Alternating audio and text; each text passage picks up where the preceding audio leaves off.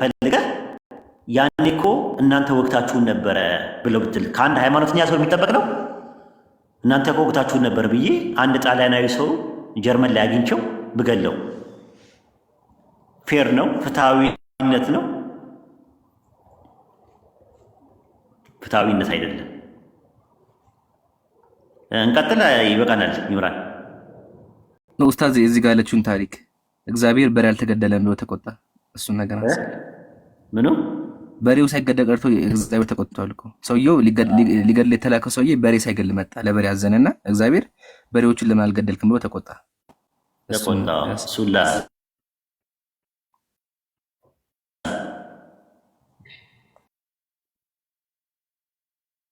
ወይስ ይብቃችሁ ለዛሬ? እንቀጥል ካላችሁ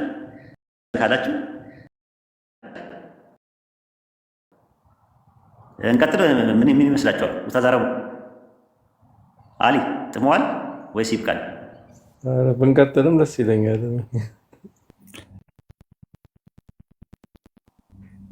እሺ ትንቢተ ሕዝቅኤል ምዕራፍ 9 ቁጥር 6 ላይ ግባ። ትንቢተ ሕዝቅኤል ምዕራፍ 9 ቁጥር 6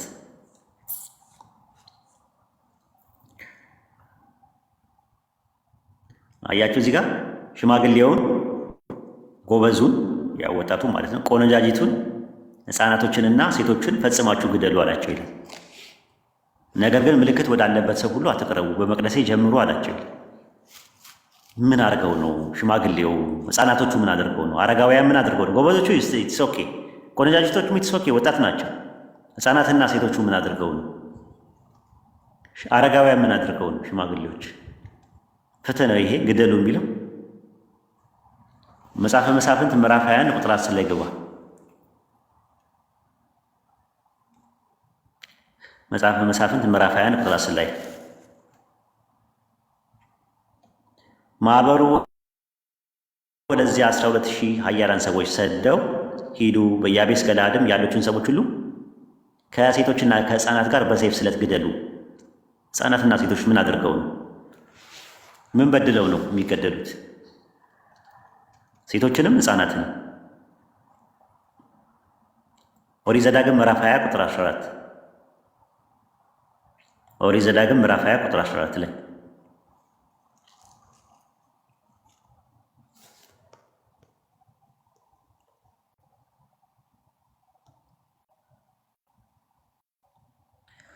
እሺ ታስረዱት። ላስረዳ ምናምን ያለ ሰው አለ? ትገባለህ ተራ ሲደርስ። ኦኬ ኦሪት ዘዳግም ምዕራፍ 20 ቁጥር 14 ነገር ግን ሴቶችና ሕፃናትን እንስሶችን በከተማይቱ ያለው ምርኮ ሁሉ በዝብዘህ ለአንተ ትወስዳለህ። አምላክ እግዚአብሔር የሚሰጠን የጠላቶችን ምርኮ ትበላለህ። ሴቶችን ሕፃናትን እርኮችን በከተማይቱ ያለው ምርኮ በዝብዘህ ለአንተ ትወስዳለህ። ዘዳግም 3:6 ላይ ዘዳግም 3:6 ላይ ኦሪት ዘዳግም 3:6 ላይ በአሴቦን ንጉሥ በሴዎን እንዳደረገ ሁሉ ፈጽሞ አጠፋቸው፣ ከተማይቱ ሁሉ ከወንዶችና ከሴቶች ከሕፃናት ጋር አጠፋቸው ይላል። ወንዶችና ሴቶች ኦኬ፣ ምናልባት ወጣቶች ሊሆን ይችላል። ሕፃናቶች ግን ምን አጥፍተው ነው ያጠፋቸው? ምን አጥፍተው ነው ያጠፋቸው? መጽሐፈ ኢያሱ ምዕራፍ 6 ቁጥር 21 መጽሐፈ ኢያሱ ምዕራፍ 6 ቁጥር 21 ላይ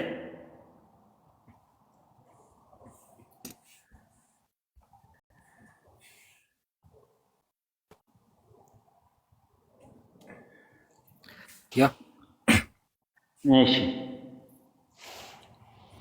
ኢያሱ 6:21 በከተማይቱ የነበሩትን ሁሉ ወንዱን፣ ሴቱን፣ ሕፃናቱን፣ ሽማግሌውን፣ በሬውን፣ በጉን፣ አህያውን በሰይፍ ስለት ፈጽመው አጠፉ ይላል። ታዘቡ። እንስሳቶቹ ምን አደረጉ? ሕፃናቶቹ ምን አደረጉ? አረጋውያን ምን አደረጉ? ይህንን በደም የተጨማለቀ መጽሐፍ ነው ፍትሐዊ መጽሐፍ የምትሉት ለእኔ? በደም የተነከረ መጽሐፍ ይቅርታ አድርጉልኝና ሕፃናት አረጋውያን ምን አድርገው ነው? ፍትሐዊ ነው?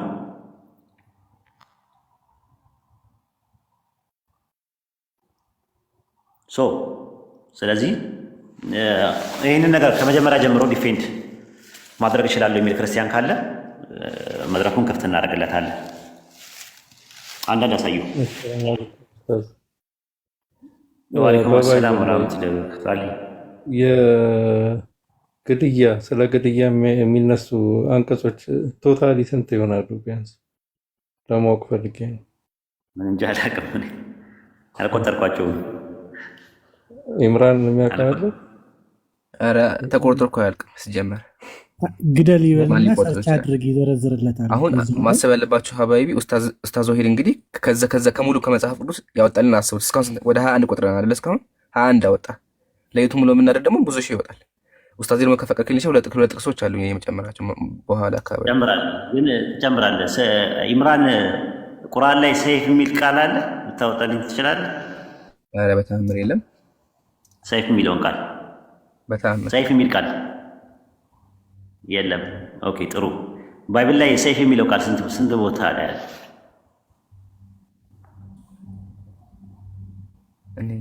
ስንት ቦታ ላይ አለ? ብዙ ነው ያለው ራሱ ማለት ነው። እና ሰይፍ ብለህ መላእክቶች ስታደርገው እኮ የሰይፎችን ብዛት ያመጣል። አርሳስ ብዙ ነው ያለው። አይ በቁጥር እንዲታወቅ ሰይፍ ብላችሁ ሰይፍ ሰርች አድርጉት። በቃ ስለ ሰይፍ እናወራለን። አሁን ለኢምራን ድል ልስጠውና ትንሽ እናወራበት አይደል? ኸይር ይሻላል። ያው ኡስታዚ 352 ሰይፍ የሚለው ቃል ማለት አይ ከነጣ አጠቃቀሙ ነው የምናወራው። እሺ ይቀጥል፣ ኢምራን ቀጥልና እንሄዳለን። አየ ኡስታዚ እኔ የማነሳላችሁ ደግሞ ከበድ ያሉ ሁለት ጥቅሶች አሉ። አንደኛው መዝሙረ ዳዊት ምዕራፍ 137 እንደዚህ ይላል። በደንብ አዳምጡ። ተናጋሪው እንግዲህ ያው መዝሙረኛ ዳዊት በእግዚአብሔር አንደበት እንደዚህ ይላል። አንቺ ወራዳ የባቢሎን ልጅ ወራዳ አለ። ወራዳ አስቡት፣ መጽሐፍ ቅዱስ ነው። እሺ ስለተበቀልሽን የሚበቀልሽ የተመሰገነ ነው። ሕፃናቶችሽን ይዞ ልጆችሽን ይዞ ማለት ነው በአለት ላይ የሚፈጠፍጣቸው የተመሰገነ ነው። ሰምታችሁኛል? ልጆችሽን ይዞ ድንጋይ ላይ ፈጥፍጦ የሚገላቸው የተመሰገነ ነው። አያችሁ? ስለዚህ ሕፃናትን ድንጋይ ላይ መፈጥፈጥ በክርስትና ያስመሰግናል። ያው ቃሉ የተመሰገነ ነው። መዝሙረ ዳዊት መጽሐፍ ቅዱስ ምዕራፍ 1 ልጨምርላችሁ። ትንቢተ ሆሴዕ ምዕራፍ 13 እንደዚህ ይላል። ሰማርያ በአምላኳ ላይ አምጻለች። እሺ አመፀች ሰማርያ። እሺ በደሏን ትሸከማለች፣ በሰይፍ ወድቃሉ፣ ሕፃናቶቻቸውም ይፈጠፈጣሉ፣ እርጉዞቻቸውም ይቀደዳሉ። እርጉዞች ሆዳቸው ይቀደዳል። አስቡት፣ እርጉዞች ሆዳቸው ይቀደዳል፣ ልጆች ደግሞ ድንጋይ ይፈጠፈጣሉ። አውዙ ቢላሂ ሸይጣን ረጂም። ይሄ አንደኛ ጥቅሴ ነው። ሁለተኛ ጥቅስ ደግሞ ያጀማ በክርስትና የእግዚአብሔር ነቢያት ከተማ ሲቆጣጠሩ ሰዎችን በመጋዝ ያርዱ ነበረ፣ በመጋዝ ይተረትሯቸው ነበረ። እሱ ላሳያችሁና ኢንሻአላህ እድል እለቃለሁ ማለት ነው። ሁላችሁ መጽሐፍ ቅዱስ በመጽሐፍ ላሳያችሁ፣ በመጽሐፍ ቅዱስ ላሳያችሁ። እሱን አንዴ ተመልከቱ። እንደዚህ ይላል መጽሐፈ ሳሙኤል ቀዳማዊ ምዕራፍ 20 ነው። እሺ ያው ዳዊት ከተማን ተቆጣጠረ። እንደዚህ ይላል በውስጧም የነበሩትን ሕዝብ አውጥቶ በመጋዝ ተረተሯቸው። በውስጡ የነበሩትን አውጥቶ በመጋዝ ተረተሯቸው፣ በመጥረቢያ ቆራረጧቸው። ሰምታችሁኛል? በመጋዝ ተተረተሩ፣ በመጥረቢያ ተቆራረጡ። ዳዊትም በአሞን ልጆች ከተማ ሁሉ እንዲሁ አደረገ። በየከተማው እየዞረ ምን አደረገ? ሰዎችን በመጋዝ ተረተራቸው። አውዙ ቢላሂ ሚነ ሸይጣን ረጂም። መጽሐፍ ቅዱስ ነው። ጨርሻለሁ። አጠቃቀሙንም የሚው ራሱ ኖርማል ሚሽነሮች ወቃሽና ነቃሽ ሆነው መላእክት እንዴት የሰውን አንገት ይቀላሉ ይላሉ። ቁርአን ላይ ታውቃለህ፣ ሱረቱ አንፋል ምዕራፍ 18 ቁጥር 12 ላይ ጌታ ወደ መላእክት የተናገረው ለእኛ አድርጎ ይጠቀማሉ። ብዙ ጊዜ ጌታ ወደ መላእክት እኔ ከእናንተ ጋር ነኝና እነዚያ ያመኑትን አጽናኑ፣ በእነዚያ በካዱ ልብ ውስጥ ደግሞ ፍርሃትን በእርግጥ እጥላለሁ። የቅፎች መለያዎች ሁሉ የሚወረዱን አስታውስ። አላህ ለመላእክት የተናገረው ልክ ለሙስሊሙ ሳሉ ገብተዋል። አድድና እንግዳ ያልሆነና ይጠይቃሉ። እኛም ደግሞ በነገር መላእክቶች ሳይጠቀሙ የሚለው ኦሪት ዘኍልቍ ምዕራፍ 22 ቁጥር 23 ላይ ገባ። ኡስታዝ ድምጽ ይቋረጣል። ኦሪት ዘኍልቍ ምዕራፍ 22 ቁጥር 23 ላይ አይሰማም? አሁን መጥቷል። ስንት ላይ አልሰማሁም። ማፈን ኡስታዝ። እሺ ኦሪት ዘኍልቍ ምዕራፍ 22 ቁጥር 23 ምዕራፍ 22 ቁጥር 23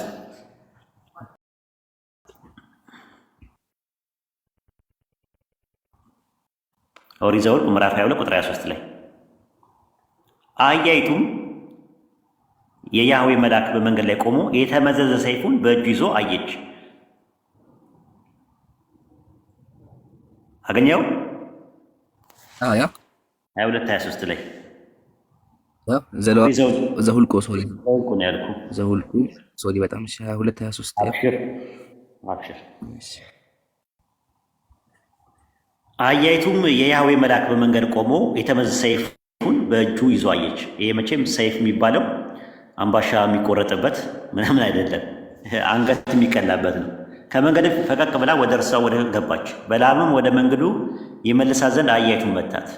የያህዌ መልአክም ከወይን ቦታዎች መካከል በነበረ ወዲያና ወዲህ ግን በነበረበት በጠባብ መንገድ ላይ ቆመ። አህያይቱም የያህዌ መልአክን አይታ ወደ ሩቅ ተጠጋች፣ የበለዓምን እግር ቅጥሩን አጣበቀች፣ እርሷም ደግሞ መታት። እስቲ በደንብ አህያይቱ አንብበው እስቲ በደንብ አይታይም። እሺ አህያይቱም የእግዚአብሔርን መልአክ በመንገድ ላይ ቆሞ የተመዘዘ ሰይፍ በእጁ ይዞ አየች። ከመንገዱም ፈቀቅ ብላ ወደ እርሻ ውስጥ ገባች። በለዓምም ወደ መንገድ ይመልሳት ዘንድ አህያይቱን መታት። የእግዚአብሔርን መልአክ ከወይኑ ቦታዎች መካከል እሺ የእግዚአብሔርን መልአክ ከወይኑ ቦታዎች መካከል በወዲያና በወዲህ ወገን ግንብ በነበረው በጠባቡ መንገድ ላይ ቆመ። አህያይቱም የእግዚአብሔር መልአክ አይታ ወደ ቅጥሩ ተጠጋች፣ የበለዓም እግር ከቅጥሩ ጋር አጣበቀች፣ እርሱም ደግሞ መታት ይላል። ልቀጥል ኡስታዝ? እሺ የእግዚአብሔር መልአክ ወደፊት ሄደ፣ በቀኝና በግራ መተላለፊያ በሌለበት በጠባብ ስፍራ ቆመ። አህያይቱም የእግዚአብሔርን መልአክ አየች፣ ከበለዓም በታች ተኛች። በለዓምም እጅግ ተቆጣ፣ አህያይቱንም በበትር ደበደባት። እግዚአብሔርም የአህያይቱን አንደበት የአህያይቱን አንደበት ሶስት ጊዜ መታኝ፣ ምን አድርጌብህ ነው አለችው አለ። እዚህ ጋር የሚያስቀኝ ራሱ እና የአህያይቱ ማለት ነው። መጨረሻ ላይ ምን አለች? 3 ጊዜ መታኝ፣ ምን አድርጌ ነው አለችው አለ። እና እዚህ ጋር አለችው አለ። ከዛ ቀጥ ሳያስለይ እሺ በለዓምም አህያይቱን ምናልከኝ ድምፅ አድርገውና እሱንም አንተ አልከው፣ እኔ ታችኛውን ልበል ታችኛውን ልበል። እሺ በለዓምም አህያይቱን ስላላገሽብኝ በእጄ ሰይፍ ቢኖር አሁን በገደልኩሽ ነበረ አላት። አልቻልኩበትም መሰለኝ። ቀጥል ኡስታዝ። ስለዚህ አሁን ሰይፍ ሲባል ቃል በቃል ሰይፍ ነው ነጥቡ። ሰይፍ ግን አምባሻ መቁረጫ አይደለም። ሰይፉ ቁጥር 31 ላይ ይኸው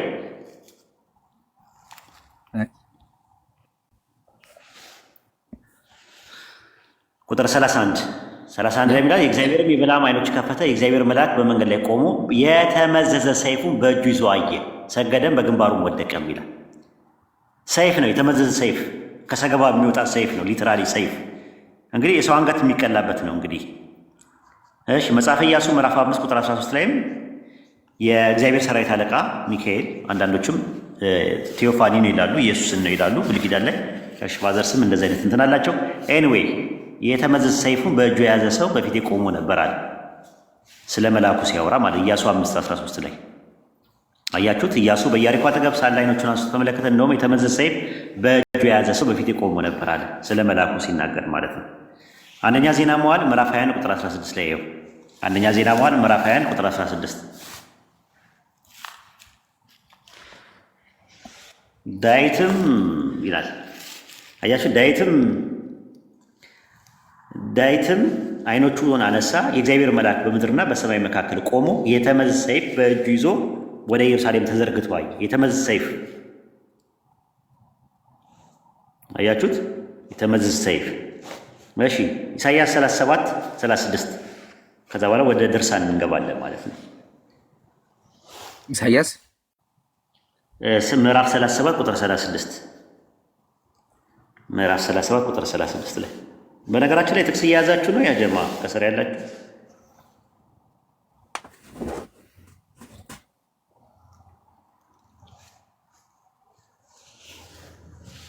ስለ ሰይፍ ስለተጠየቅን ነው ስለ ሰይፍ የምናወራው ማለት ነው። እዛ ጋር ምንድን ነው የሚለው? የእግዚአብሔር መልአክ ወጣ ከአሦራውያን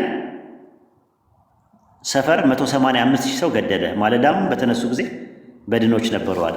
ያው በሰይፍ ነው ሲገድል የነበረው፣ አንገት ነው የሚቀለው። መልአኩ መጡ። ድርሳነ ዑራኤል አለ? ድርሳነ ዑራኤል አለ እንዴ? ይምራ ነው አለኝ ኡስታዝ። ያው እሺ ዘመያዣ እስቲ ያውጣልኝ ቁጥር 11 ሃርድ ኮፒ ካለ ገጽም 174 ላይ አለ። ካልሆነ ግን ቁጥር 11 ላይ ይወጣ። መጽሐፉ አለኝ በገጹ ካወቅከው፣ መጽሐፉ በገጹ ስለማስቸግር ነው። እሺ ኡራኤል ቆይ እንትን አድርገው ዘመያዣ አድርገውና ከዛ ቁጥር 11 ላይ ግባ። አይ ኡስታዝ ሩፋኤልና ሚካኤል ያሉት ማን ባልከኝ? ከዛ ላይ ያዙት። ልሳነ ኡራኤል ዘመያዣ ቁጥር 11 ላይ ተመሰለ። ቅዱስ ኡራኤልም በሚያስፈራ ግርማ የተሳለ ሰይፉን ይዞ አንተ የነገርኩህ ነገር ለምን አቦዘንክ? አሁንስ ከሁለት ቦታ እቆርጣለሁ ብሎ ቆረጠው ይላል። ለሁለት ሰነጠቀው ይዞ በሰይፉ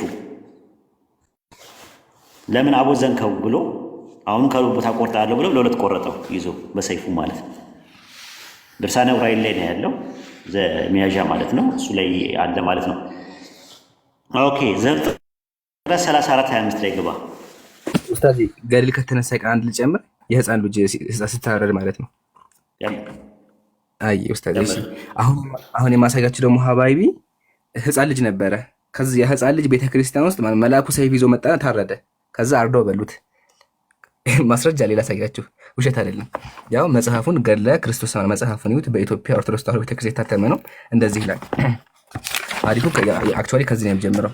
የሆነ ቀን ነበረ። ከዛ በኋላ ያቺ ክርስቶስ ሰምራ ወደ ቤተክርስቲያን ሄደች። ተመከቱ። በዚህችም ዕለት እንደ ህጉ እንደ ስርዓቱ ካህናት ስርዓተ ቁርባን ይፈጽሙ ዘንድ ወደ ቤተ መቅደስ ገቡ ይላል። ከዛ ተመከቱ እዚህ ጋር እንደሚል ዳግመኛም ይህ ህብስት ተለውጦ ህፃን ሆነ። ዳቦ መልአኩ ይዞ መጣ። ከዛ ያ ዳቦ ሆነ ህፃን ሆነ። ዳቦ ህፃን ሆነ። እሺ አጀማ። ከዚያም ህፃኑን ይሰዋው ዘንድ መልአኩ ለቄሱ ሰይፍ ሰጠው። ያው ሰይፍ መልአኩ ሰይፍ ይዞ መጣ። ከዛ በኋላ ቄሱም ህፃኑን ሰዋው፣ አረደው። እዛው ህፃኑ ታረደ ማለት ነው፣ የተለወጠው ህፃን። ተመከቱ።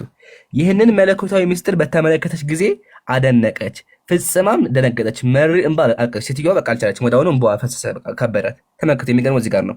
ከዚያም ቅዱስ ሚካኤል መጥቶ የእግዚአብሔር ባለሟል ክርስቶስ ሰምራ ሆይ ምን ያስለቅስሻል? ነገር ግን ይህን ድንቅ ምስጢር ተመልከች እንጂ አታልቅሺ፣ ሲታረድ ተመልከች አላት። ከዛ እሷም እሺ በጎ ብላ ትመለከት ጀመር እያለቀች። ከዛ ተመከቱ በላችሁ። ከዛ በምትበላበት ጊዜ በአፏ ውስጥ ስጋው ትኩስ ስጋ ነበር፣ ደሙም ትኩስ ደም ሆኖ ተገኛለ። ደሙ ትኩስ ነበር። ከዛ በላችሁ እያለቀሰች ማለት ነውና አውዙ ቢላህ ይከብዳል። ያው መልአኩ ደግሞ ሰይፍ ይዞ ይመጣ። ቀጥሉ። ኦኬ በቃ ወደ እንትኑ ስለ ሰይፍ እንጨርስና እድሉን ለታዳሚው እንለቃለን ማለት ነው። ኦሪት ዘፍጥረት ምዕራፍ 34 ቁጥር 25 ላይ ኦሪት ዘፍጥረት ምዕራፍ 34 ቁጥር 25 ላይ 34:25 ላይ የዲና ወንድሞች የያዕቆብን ልጆች ስምዖንና ሌዊ የራሳቸው ሰይፋቸውን ይዘው ሳይፈሩ ወደ ከተማ ገቡ፣ ወንዱን ሁሉ ገደሉ፣ ኤሞርና ልጁን ሴኬምንም በሰይፍ ገደሉ ይላል። ያው እህታቸውን ዲናን አስነውረው ማለት ነው። ሬፕ አድርገዋት ደፍረዋት፣ ያው ተናደው ያው ያደረጉትን ነገር እንድታውቁት ነው። ያ እንኳን ፍትህ ነው ራሱ። ምንድነው ያደረጉት? የያዕቆብ ልጆች ሳይፈሩ ወደ ከተማ ገቡ፣ ወንዶችን ሁሉ ገደሉ። ወንዶችን ሁሉ ምንም አላስተረፉ፣ ግን ኤሞርንና ልጁን ሴኬምን በሰይፍ ገደሉ ይላል።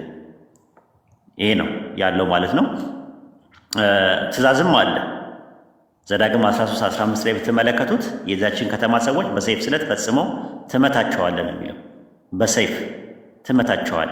የከተማይቱን በእርሷ ውስጥ ያሉ እንስሳውንም በሰይፍ ስለት ታጠፋቸዋል። አንገቱን በሰይፍ እየቀላ ዘዳግም 13:15 ላይ በሰይፍ እየቀላ የከተማይቱን ሰዎች በሰይፍ ይዘ ነው የሚለው። አዲስ ኪዳን እንግባ ወደ አዲስ ኪዳን። ኢየሱስ ምን አደረገ? ሉቃስ ወንጌል ምዕራፍ 22 ቁጥር 36 ላይ ኢየሱስ ለመከላከል ለዲፌንሲቭ ነው፣ እሱ እንኳን ለኦፌንሲቭ አይደለም የተጠቀመው። ሉቃስ 22:36 ላይ እርሱም አሁን ኮረጆ ያለው ሁሉ ይውሰድ፣ ከረጢትም ያለው ሁሉ የሌለ ሁሉ ልብሱን ሸጦ ሰይፍ ይግዛ አለ ይላል ኢየሱስ። ያለውን ሸጦ ሰይፍ ይግዛ አለ። ለመከላከል የተደረገ የጦር ስልት ነው። ከሐዋርያት አንዱ በመቸኮል ወደ ማጥቃት ገብቶ እጁን ዘርግቶ ሰይፉን መዘዘና የሊቀ ካህናቱን ባሪያ መጥቶ ጆሮውን ቆረጠው ይዞ ማቴዎስ 26:51 ላይ ይዩት። ማቴዎስ ወንጌል ምዕራፍ 26 ቁጥር 51 ላይ ኢየሱስ ሰይፍን ግዙ አለ። ለምን? ለመከላከል ማለት ነው። ማቴዎስ 26:51 ላይ ያለውን ሁሉንም ሸጦ አለ ሰይፍ ይግዛ አለ። ከዛስ ከኢየሱስ ጋር ከነበሩት አንዱ እጁን ዘርግቶ ሰይፉን መዘዘ። የሊቀ ካህናቱንም ባሪያ መጥቶ ጆሮውን ቆረጠው። በሰይፉ ማለት በተገዛው ሰይፍ ቆረጠው፣ ጆሮ ቸኩሎ ማለት ነው። ጴጥሮስ ነው ይባላል ይሄ ነገር። ከዛ ኢየሱስ ምን አለ? ሰይፍን የሚያነሱ በሰይፍ ይጠፋሉና ሰይፍን ወደ ሰገባ መልሳል ይላል። ዛት ሚንስ ድንበር አትለፍ ነው። ድንበር ካለፍክ አንተ ራስህ ድንበር ይታለፍባል። በሰይፍ የሚገድል በሕጉ መሰረት እሱ ራሱ በሰይፍ ይገደል ዘንድ ይገባዋል አለ ኢየሱስ። የቱ ጋር ስንል ራዕየ ዮሐንስ 13:10 ላይ ራዕየ ዮሐንስ ምዕራፍ 13 ቁጥር 10 ላይ ያው ራዕየ ዮሐንስ ታውቃላችሁ። ራእዩ የመጣው መልእክቱ የመጣው ከእግዚአብሔር በክርስቶስ በኩል በክርስቶስ ወደ መልአኩ ከመልአኩ ወደ ዮሐንስ ነው። ስለዚህ ከፈጣሪ የመጣ መልእክት ነው። ራእይ 13:10 ላይ ምን ይላል? በሰይፍ የሚገድል ማንም ቢኖር ራሱ በሰይፍ እንዲገደል ይገባዋልና አለ። በሰይፍ የገደለ ሰው በሰይፍ እንዲገደል ይገባዋል አለ። ማን የተናገረው? መልአኩ ነው ለዮሐንስ የሚነግረው። መልአኩ ከየት አመጣው? ከኢየሱስ። ኢየሱስ ከየት አመጣው? ከእግዚአብሔር። የቱ ጋር ነው የምናገኘው? ራዕየ ዮሐንስ 1:1 ላይ ታገኙታላችሁ። የመጣው መልእክቱ ማለት ነው። ከዛ ነው የመጣው። ይህን ይመስላል። ክርስቲያኖች እናስገባ አይደለ? ይሄ ነገር ትክክል አይደለም ብለው ከመጀመሪያ ጀምሮ ስለ ሙርተድ ያወራነውን ዲፌንድ የሚያደርግ ክርስቲያን ካለ እምነቴን መከላከል እችላለሁ የሚል ሰው ካለ እናስገባ። አይመስልም? ይምራ። አዎ ኡስታዚ፣ መልስ ያላቸው ክርስቲያኖች ካሉ ይግቡና መልስ። በጨዋ ደንብ ብቻ ሀሳብ ላይ ብቻ መሞገት የሚችል ይሄ ዝም ብሎ ገተታ ምናምን ሳይዝ ዳይሬክት ጥቅሱ ላይ የጠቀስነው ጥቅስ ላይ ሄርሜኔቲካል አፕሮቻችሁ ትክክል አይደለም። ሆሞሌቲክስ ነው የተጠቀማችሁት፣ ኤክሶጄሲስ ነው የተጠቀማችሁት። ኤክሶጄሲስ አልተጠቀማችሁም፣ ሰገወት ነው የተጠቀማችሁት እንጂ ፈትዮት አልተጠቀማችሁም ብላችሁ የምትሉ ካላችሁ ሄርሜኔቲካል በሆነ አፕሮች ኮሬክትነስ እንቀበላለን፣ እርማት እንቀበላለን። አንዳንድ አሳዩ።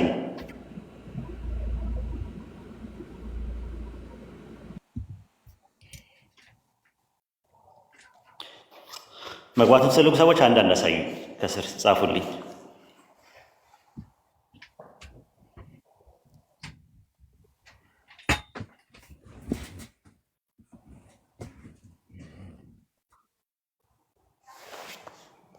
ሙስሊም አላልንም፣ ሙስሊም አላልንም። አደራችሁን አንዳንድ አሳዩ። ሙስሊም አላልንም፣ ያልነው ክርስቲያን ነው።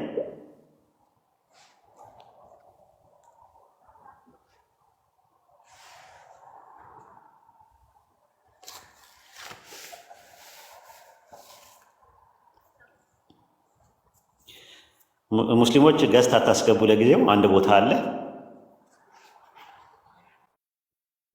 አንዳንድ አሳዩ፣ መግባት ይፈልግ ሰው።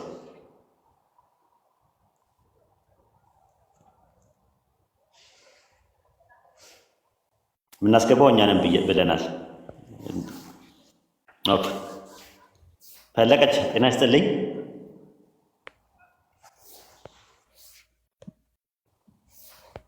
ፈለቀች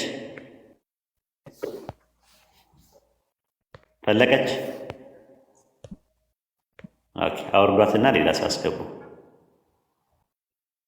እየተሰማት አይደለም።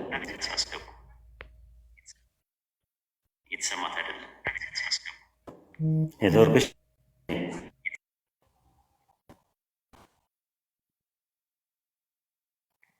አድሚኖች ተፍተፍ በሉ እንጂ ጉድ ጉድ በሉ። ኡስታዜ እና አስገባ። አይ በዚህ አካውንት ሞዴሬተር የለኝም። ከቻልክ ስጠኝ ኡስታዝ። እስካሁን የተገደሉ ሰዎች ስንት ይሆናሉ? ሙሉ በባይብል ላይ እግዚአብሔር ያስገደዳቸው ሰዎች ስንት ይሆናሉ? እኔ የእነሱ ዝርዝር የለኝም። እኔ የንጽጽር ተማሪዎች ዝርዝር ነው ያለው እኔ ጋር። እሺ አንድ ዝም ብዬ ጎግል ሰርች አድርጌ ላሳያቸው ኡስታዝ ስንት ሰው እንደተገደለ። ከዛ እሺ ባይብል ላይ የተገደለ ቁጥር ስንት ነው ብለን አዚ ሴም ታይም ኢምራን እያወራ ከስራ አስገቡ። እሺ የሚጽፉ ካሉ አንዳንድ አስገቡ። ጃቢሮ አሰላሙ አለይኩም ወራህመቱላሂ ወበረካቱ።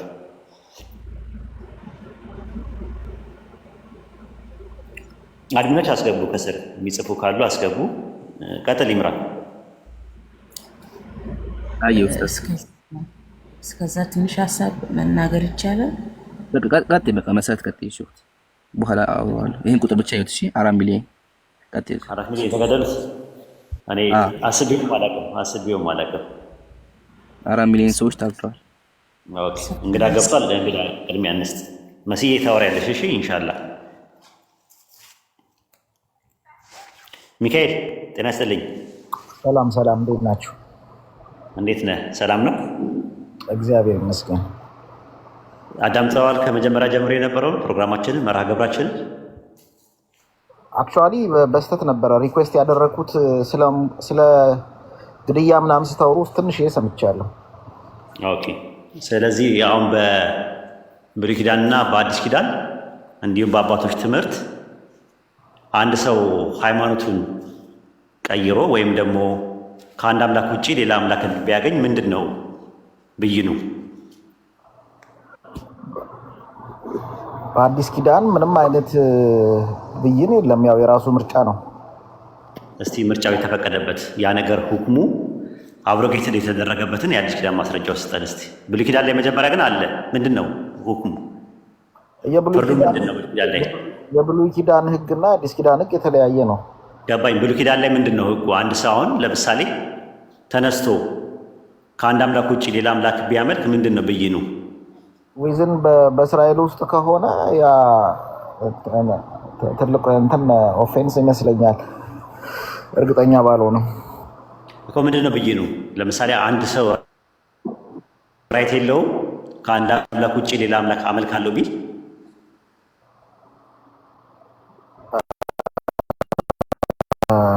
እርግጠኛ አይደለሁም፣ አላየሁም፣ ቼክ አላረኩም። እሱ ነገር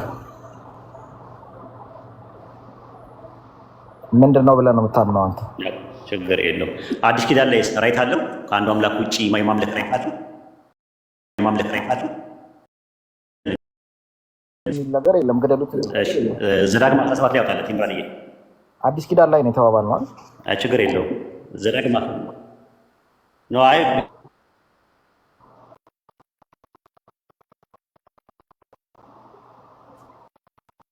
ብሉይ ኪዳን ላይ ያለውን ያልከው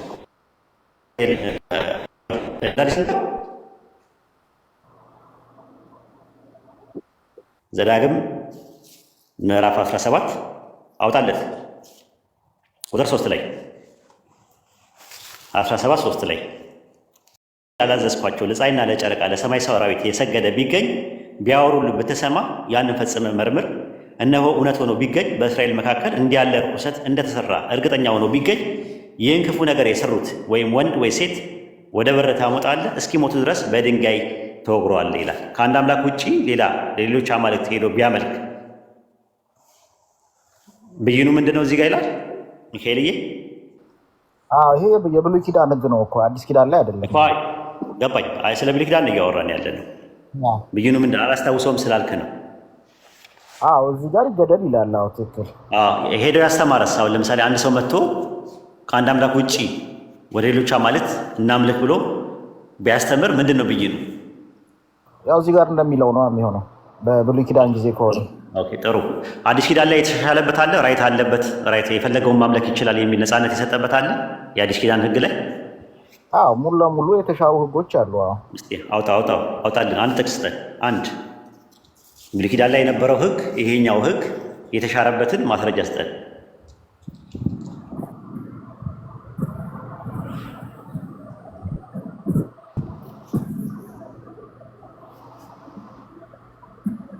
ይሄኛው ህግ ስፔሲፊካሊ የተሻረበት ሳይሆን በአጠቃላይ ከህግ እርግማን እንደፋቀን መጽሐፍ ቅዱስ ይናገራል። የአዲስ ኪዳን መጽሐፍ ቅዱስ እርግማን የሚለው ሌላ ነው። ገላትያ ላይ እኔ የጠየቅኩት ጥያቄ አንድ ሰው ከአንድ አምላክ ውጭ ሌላ አምላክን ሄዶ ሲያመልክ ያለው ብይን ኦሪት ዘዳግም ምዕራፍ 17 ከቁጥር 3 እስከ 5 እና ኦሪት ዘዳግም ምዕራፍ 13 ከቁጥር 6 እስከ 8 ድረስ ባለው ጥቅስ ግድያ ነው። አዲስ ኪዳን ላይ ይሄ ነገር ነፃነት፣ አንድ ሰው ከአንዱ አምላክ ውጭ ሲያመልክ የተገኘ ሰው ምንም ችግር የለበትም፣ ራይት አለው፣ መብት አለው የሚለው አዲስ ኪዳን ከማቴዎስ ወንጌል እስከ ራዕየ ዮሐንስ ድረስ አንድ ጥቅስ ስጠኝ። ምክንያቱም አዲስ ኪዳን በመሰረቱ ከእስራኤል ወጥቶ ለአሕዛብ የሚሰበክ ነው ሲጀምርም ማለት ነው። ራይት እንደተሰጠ ከአንዱ አምላክ ውጭ ያመለከ ሰው መጀመሪያ ፋላሲ እየሰራህ ነው ጥያቄው ላይ። የብሉይ ኪዳን ህግ የብሉይ ኪዳን ህግ የብሉይ ኪዳን እምነት ወደ ሌሎች የሚሰበክ አልነበረም። በቃ ለእስራኤላውያንና ለእስራኤላውያን ብቻ የነበረ እምነት ነው። አዲስ ኪዳን ህግ ግን ከእስራኤላውያን ወጥቶ ለአሕዛብ ሁሉ የሚሰበክ እምነት ነው። ስለዚህ ያ ህግ ይሄ